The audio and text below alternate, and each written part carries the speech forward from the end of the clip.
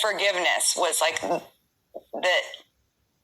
If you have unforgiveness and resentment, that's going to make you drink, right?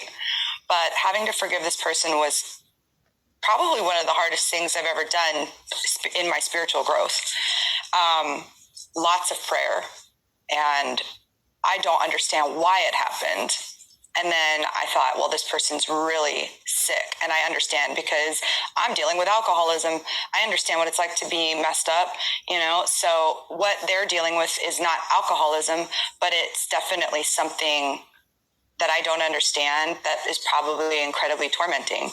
And then they act out and have these, like assaulting their girlfriend, whatever, So forgiveness was a huge lesson for me this year.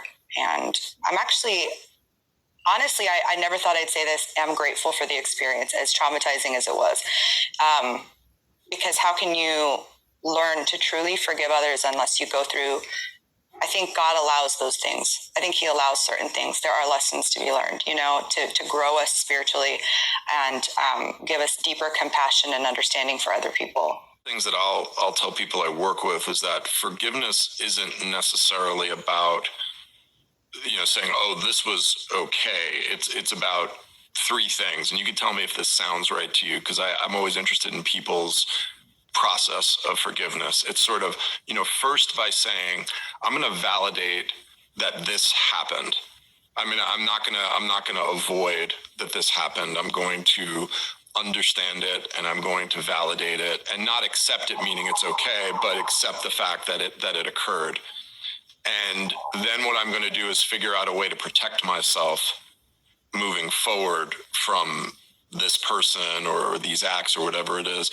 And then I can forgive in the sense that I'm dropping the anger that was protecting me. Because the anger is a protective function. Resentment, from low level resentment all up until, burning rage is protective.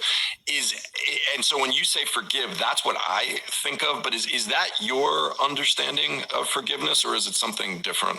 That's really interesting that you put it that way. And I think that asserting those really strong, healthy boundaries is really important for healing. And that's something I've always been bad at, is boundaries. And so I think that that's a really interesting way. And it does sound like that would work.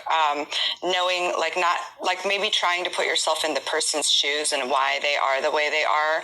We could never fully understand, but for forgiveness, for me, I just had to pray about it a lot because I don't know how to do it. And I'm just going to quote the Bible that Christ tells us to forgive, 70 times 7, meaning it's a daily practice. That is what that story is teaching. Like, how many times should I forgive my brother who hurt me?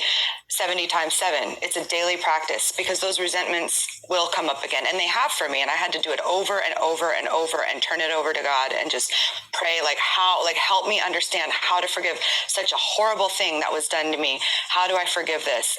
And I don't know how to explain it. The more you seek the forgiveness, I guess, and turn it over, the more you have the grace to carry what happened. So you don't think about that.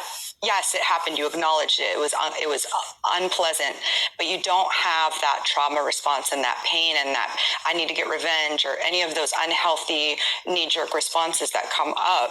It's just that you're able to exist and understand that this happened, and that person is in turmoil and pain.